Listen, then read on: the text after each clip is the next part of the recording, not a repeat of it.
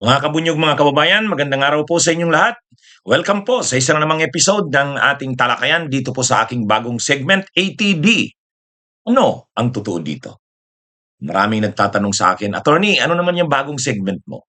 Ito po, bagong segment ko ito kasi maraming nagme-message sa akin. Sa dami kasi ng mga fake news, disinformation, nalilito na ang ating mga kababayan. Kaya may mga nagme-message sa akin, Tony, ano bang totoo dito? Anong totoo dito sa isyung ito? Anong totoo dito sa pangyayaring ito? Kaya gumawa na lang ako ng regular na segment. Abangan nyo na ito, araw-araw, dito sa ating Veritas YouTube channel. Kaya kung hindi pa po kayo nakasubscribe, subscribe na po kayo. Napapanood rin tayo sa Veritas Facebook page. Kaya kung hindi pa kayo nakafollow, follow na po kayo. At lagi nyong abangan. Kapag gusto nyo ng kalinawan, ng Veritas, ng katotohanan, sa mga maiinit na isyu at pangyayari sa ating bayan, ano ang totoo dito? ATD. Yan. Mga kabunyog, lumilinaw na, no? Ha? Parang lumilinaw na tatakbo si Leni Robredo. Ha? Lumilinaw na tatakbo si Leni Robredo. Yan yung yan yung lahat ng mga indications ngayon eh. Ha? Ang pinaka latest. Ang latest diyan ay yung interview ni Bernadette Sembrano. Ang haba ng interview ni Bernadette Sembrano kay Leni Robredo. Hmm? Sa interview ni Bernadette Sembrano kay Leni Robredo, ah, ano sila, nag-uusap sila, ano lang, casual yung pag-uusap nila ni Bernadette Sembrano, pero syempre, yung usual na ginagawa ni Leni, na mayor na siya ngayon ng Naga City, pinapakita niya yung mga pagbabagong ginagawa niya sa Naga at yung plano niyang gawin hanggang matapos niya ang kanyang termino sa 2028.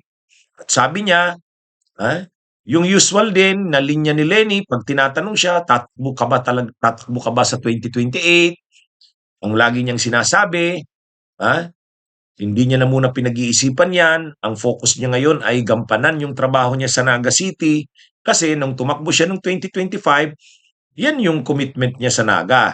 Kaya, kumbaga, tatapusin niya yung trabaho na yan. Tungkol sa 2028, ayaw niya munang pag-usapan yan. Yan yung laging sinasabi ni Leni Robredo eh. Hmm? Ah, Ito yung tanong ni Bernadette Sembrano. Sabi ni Bernadette Sembrano, yung mga nagsasabi na please come back to nationals, ano daw bang masasabi ni Lenny? Sabi ni Lenny, hindi ko muna pinapansin kasi ayaw ko ma-distract kasi obligasyon ko first and foremost Naga. O yun, di ba? Madalas naman ganun yung sinasabi niya. Tinanong uli siya ni Bernadette, but for sure, tatakbo ka ulit. Ang sagot ni Lenny, hindi ko pa din sigurado. Hindi ako politikong pinagpaplanuhan kung ano yung susunod eh. Where, uh, wherever the road takes me. Tanong, sinabi niya bang hindi siya tatakbo? Hindi. Sinabi niya bang tatakbo siya? Hindi. Actually, hindi pa siya nagde-decide. Pero makikita nyo sa mga salita niya at kahit sa body language niya na para sa kanya, pinapakita niya ang focus niya Naga. Pero hindi siya sarado na hindi tatakbo sa 2028. In fact, bukas siya. Kaya lang hindi pa siya magdidesisyon. Kasi para sa kanya, maaga pa. Yan yung ano. Ngayon, posible ba siyang tumakbo? Kung hindi ka tatakbo, kung wala kang planong tumakbo, ngayon pa lang sasabihin mo na hindi ka tatakbo. Para huwag kang asahan. Para makapaghanap yung mga nagkukumbinsi sa'yo, makapaghanap ng iba. Pero kung seryoso kang tatakbo ka, ha? Sabihin mo na hindi pa ako nakakapag-decide, bigyan niyo ako ng panahon pang mag-decide, o 'di ba, gano'n? Gano'n naman si Leni. Kaya lang ang komentaryo kay Leni kasi noong 2022, napakatagal niyang magdesisyon. Kumbaga, sila Marcos, sila Duterte no'n, nagprepara na matagal pa. Si Leni, nag-decide na tatakbo yung linggo na mismo ng filing ng candidacy. Ang election May 2022, nag-announce siya ng tatakbo siya October 2021, filing of candidacies na yun. Kaya yun yung mga kasamahan sa kakampings nagsasabi sa kanya, huwag mo namang gawin na yung ganon. Lalo na si dating Senador Sonny Trillanes. Kahit nga yung kapartner ko sa Dos Amigos, si Ronald Llamas, ganun din. Oh. Kumbaga, wag na uli yung nangyari nung 22. Doon tayo natalo eh. Isa yun sa mga dahilan. Matagal yung naging desisyon. So, parang ngayon, sa pagkakataong ito, si Leni Robredo, ha, ah, pinapakiusapan ng mga supporters niya, mag-decide ka ng tumakbo para makapaghanda ng maaga. Kung hindi ka naman makakapag-decide, agahan mo naman. At ano yung ibig sabihin ng agahan? Bago man lang matapos ang 2026.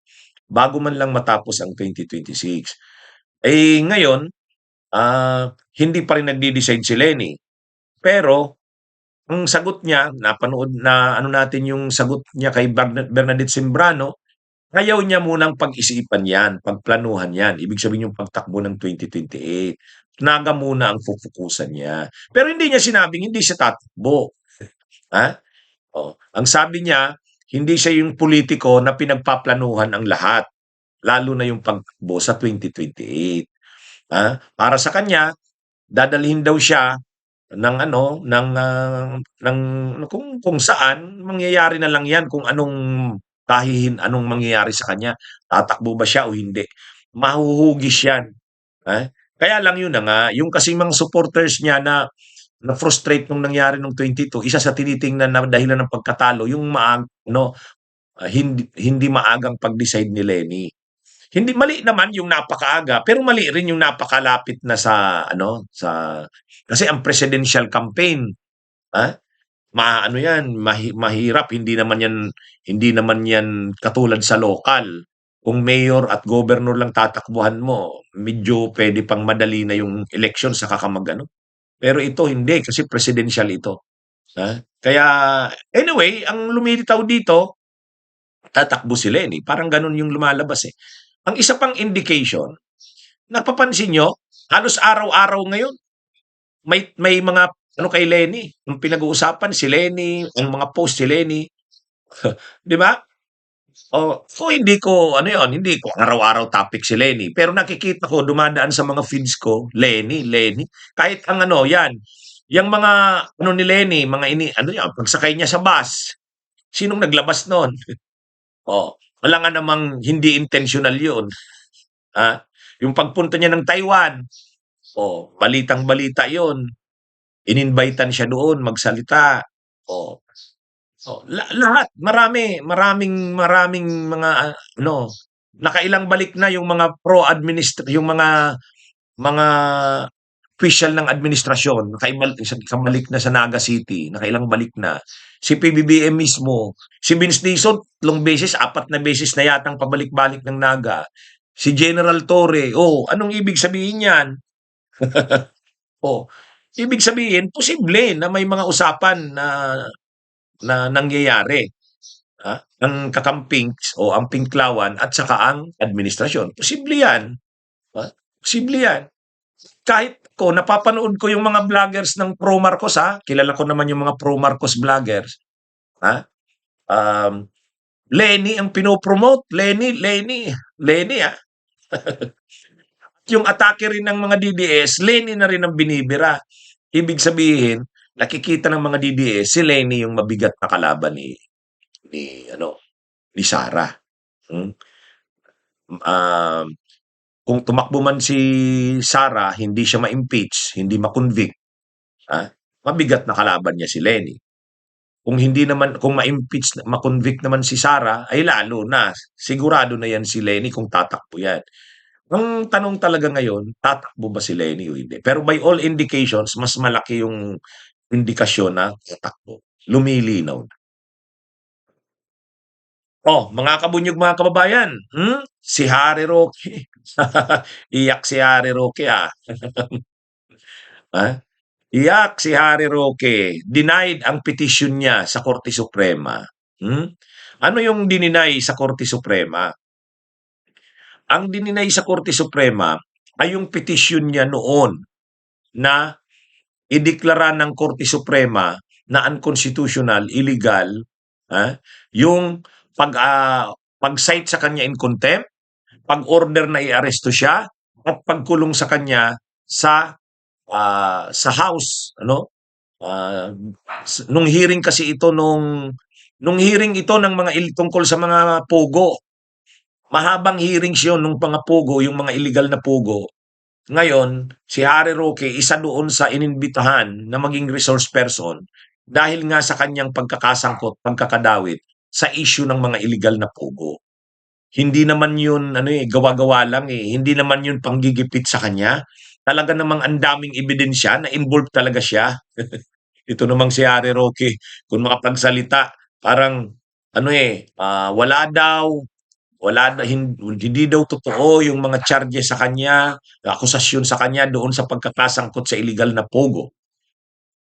Kung tungkol sa guilty ba talaga siya o hindi, doon yan sa korte madidetermine.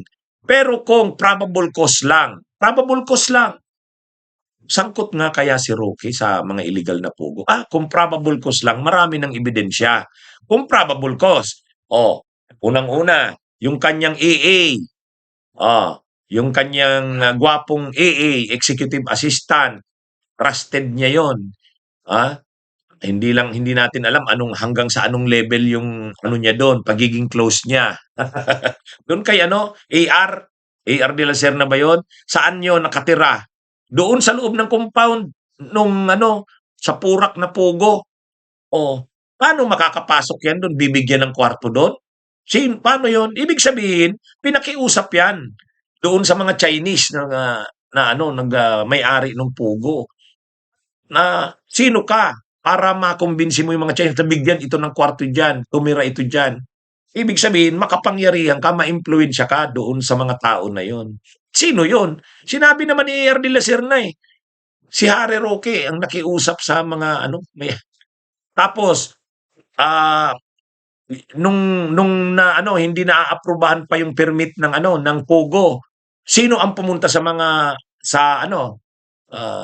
sa opisina ng gobyerno para mag-issue na i-follow up, lakarin yung pag-i-issue ng permit. Sinamahan si Cassandra Leong, si Roque.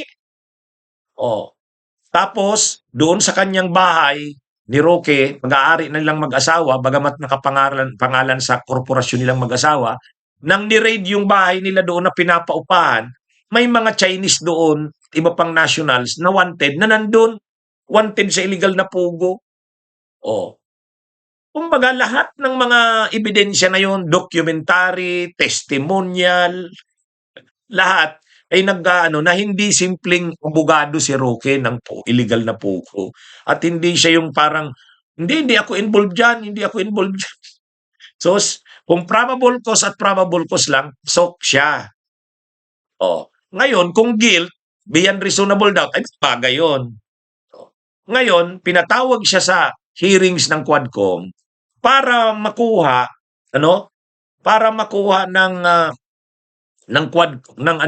Kongreso ang para mano ng Kongreso yung tungkol nga sa operation ng mga illegal na pogo na yan. Kaya nga investigation in aid of legislation. Tama naman yun eh. Kumbaga nag-imbestiga ang Kongreso para sa ipapasang batas tungkol sa illegal na mga pogo. Kaya investigation in aid of legislation. Isa siya sa resource person. Bakit? Kasi nga marami siyang alam eh. Involved siya dyan. So inimbestigahan siya. Ang problema sa kanya, hindi siya nagko-cooperate sa investigation. Ayaw niyang umattend. Ayaw niya ring sumagot sa mga tanong. Okay. Disinay siya in contempt. Ayaw niyang umattend. Pinaaresto siya. Napilitan siyang umattend. Dinitain siya. Kasi ayaw niyang mag-cooperate. Ngayon, question niya sa Korte Suprema. Pinapalabas niya na ang ginagawa daw ng Kongreso sa kanya ay violation na ng kanyang due process. Yung kanyang constitutional rights daw ay nababiolate na. Ngayon, lumapit siya sa Korte Suprema para questionin yung constitutionality ng ginawa sa kanya o ginagawa sa kanya noon ng Kongreso. Pero ito na ngayon ang desisyon ng Korte Suprema, hindi. Wala naman. Ang naging basis mainly ay moot. Ibig sabihin moot and academic na. Wala na. Bakit pa namin didesisyonan itong kaso na to? Wala ka naman na dito. Ay kumbaga wala naman na, hindi naman na siya nakakulong. Kung nakakulong pa, oo. O kaya lang si Rocky kasi ang sinasabi niya, hindi. Dapat dinesisyonan pa rin 'yan para malaman kung mali talaga yung Kongreso o hindi. Eh, ang problema, ang daming dinidesisyonan ng Korte Suprema, pati naman kasi ganyan yung bagay, hindi naman dapat dinadala na yan sa Korte Suprema. Kasi napakalinaw naman, hindi naman pang-aabuso yung ginawa ng ano eh, ng ng House Committee o ng Senate Committee na nag-imbestiga sa kanya. Ha? Ang mga palusot niya kasi inaabuso daw yung kanyang karapatan, hindi na daw ginalang sos. Gumawa ka ng mga krimen, pinapaniwalaang gumawa ka ng krimen, tapos ayaw mong imbestigahan ka. Investigasyon pa nga lang yun eh. Oh. Eh bakit nung panahon ninyo, kayo nila Duterte, anong ginawa nyo kay Laila de Lima? Anong ginawa nyo sa ano noon? Kila Sireno? Oh. Oh. Anong ginawa nyo sa ABS-CBN? Tapos ngayon sigaw ng sigaw kayo na inaabuso yung karapatan niya. Inaano nyo pa, inaabala nyo pa yung Korte Suprema. Kaya nga hindi rin dinesisyonan kaagad ng Korte Suprema kasi wala naman, hindi naman importante yung petition na yan. Diyan lang yan. Oh. Kaya lang, siyempre ngayon, hindi naman pwedeng hindi i-dispose ng Korte Suprema. Dinispose na. Ang sabi lang ng Korte Suprema, wala na yan, moot na yan. Oh. Kaya yung inaano ni Roque, ang inaasahan niya sana, kahit wala naman na siya doon, hindi na nakakulong, didesisyonan pa rin ng Korte Suprema yon kasi importanteng issue yon. Papanigan siya. O yun yung inaasahan ni Roque. Yan ang totoo diyan. Ang gusto ni Roque diyan, ang ini-expect niya na may basis yung kanyang argumento, importante yon, kahit hindi na siya nakakulong, wala naman, hindi na siya nakakulong, didesisyonan pa rin ng Korte Suprema kasi totoo naman, moot na siya. Pero alam nyo, may mga decisions kasi ang Korte Suprema, kahit moot na yan, ibig sabihin wala na yan kasi hindi naman na siya nakakulong. Bakit pa natin didesisyonan? Dinidesisyonan pa rin kahit moot para lang mailinaw ano ba talaga ang tama sa nangyari na yan. Tama ba yung ginawang pagkakakulong sa kanya, pag-cite in contempt? O, tama ba yun o hindi? O nalabag ba ang kanyang human rights, due process? Importante yon kahit moot na para maging guide sa mga susunod. Dito, hindi na nga in-entertain ng Korte Suprema, moot na, hindi na rin siya nag-decide doon sa merit ng mga issues. Kasi wala naman. Para papagurin mo pa ang Korte Suprema. Kahit kasi moot yun, pwede namang maging exception to mootness.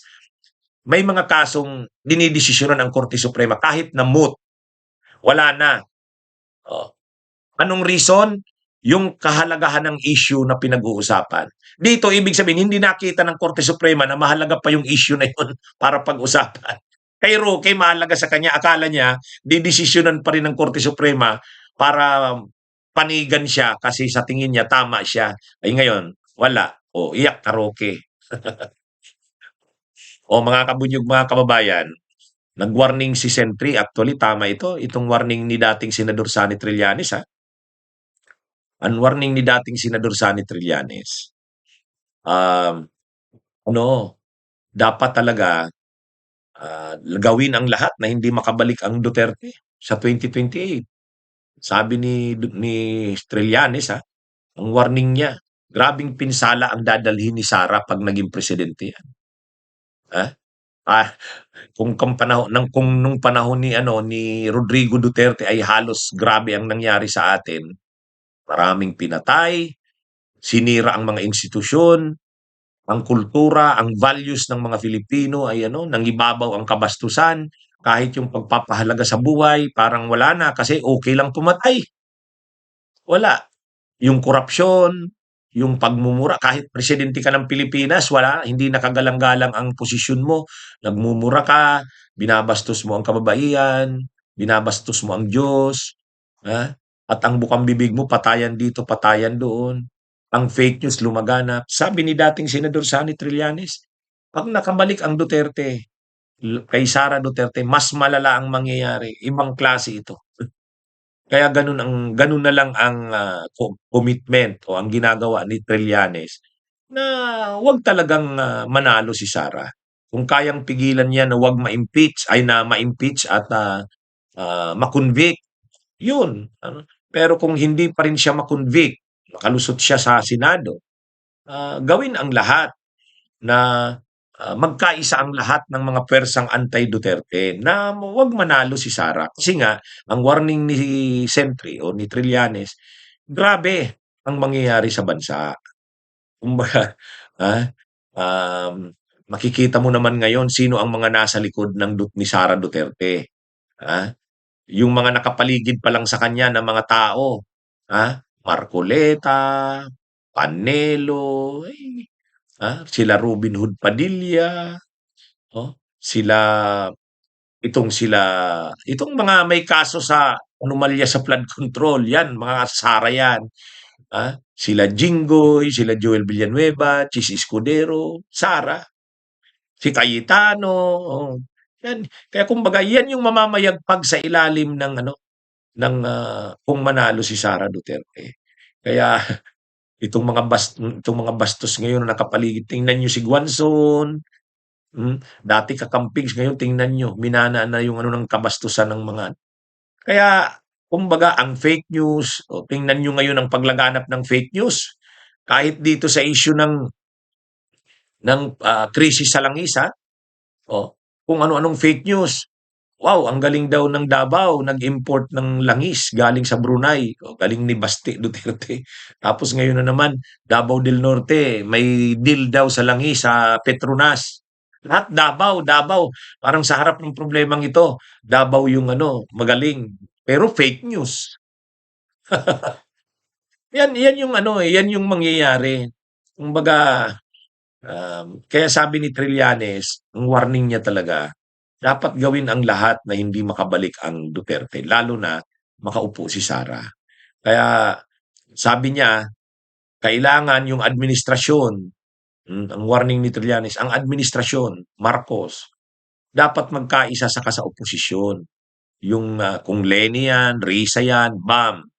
Isa lang dapat ang maging kandidato laban kay Sara. Yan yung lahat ng efforts ngayon ni Trillanes doon naka-focus. Na-interview ko na ilang beses si Trillanes sa aking programa at nagharap na kami, nagkausap na kami ang Bunyog at saka Magdalo. At committed ang Bunyog at saka sila sa Magdalo magtulungan na mapigilan na 'wag makabalik ang Duterte sa pamamagitan ng pagpapanalo ni Sara sa 2028. Yan yung ano. Kasi ang warning nga ni Trillanes, ay ano 'to, grabe ang mangyayari. Si Sara Duterte vindictive yan, mapaghiganti yan. Unang hihigantihan niyan ang Marcos, ang Romualdez. At ano yan, ngayon medyo nagpino-pino lang si Sara. Nung nakaraan, alam naman natin ang ugali ni Sara, nagwawala, bratinila eh, galit. Yun yung naturalisa ni Sara. Pero ngayon natatakbo siya sa pagka-presidente, medyo nagrenda. Kasi nakukomentaryuhan siguro nila Arroyo, yung mga mentors niya sa politika, kontrolin mo ang sarili mo. Hayaan mo na lang ilabas mo na yung totoong ikaw pag nanalo ka na. Kasi nalalagay lagi siya sa problema eh. Si Sara, tulad niyang isa yan sa mga ground sa impeachment niya. Yung pagbabanta niya sa buhay ng presidente, ng first lady at ng dating speaker. Dahil sa ano niya yun eh, yung tsaka yung pagmumura, yung ano, icha-chop-chop daw ang liig ng presidente. Anyway, ano 'to, seryoso yang warning ni Trillanes. Kaya nga, ah, ano rin, ginagawa talaga ni Trillanes ang lahat. Ang parte rin ng kampo ng Duterte, ginagawa rin nila ang lahat na si Trillanes ay mapigilan sa ginagawa nito. Sirain si Trillanes o kaya pinapalabas nung 18 na ex-Marines umano na si Trillanes ay tumanggap ng $2 million pambigay sa ICC, tumanggap ng mali-malitang milyon-milyong pera para dinala daw kay Trillanes para sirain si Trillanes, ang kredibilidad niya. Para palabasin na yung ICC ay bayad, para palabasin na yung mga nasa impeachment na yan, nagsusulong ng impeachment ni Sara ay bayad. Kaya ginagawa ng lahat naman 'yan ng kampo ng Duterte kay Trillanes. Kasi si Trillanes talaga yung, seryoso na isa sa mga, matibay na lumalaban sa Duterte. Hindi siya natatakot. At ang warning ni Trillanes, pigilan talaga na 'wag makabalik ang Duterte sa puder sa pamamagitan ng pagpapanalo ni Sara. Mapigilan dapat 'yan dahil grabe ang magiging pinsala sa bayan. Ayan mga kabunyog, mga kababayan, magandang araw sa inyong lahat. Mabuhay po tayo.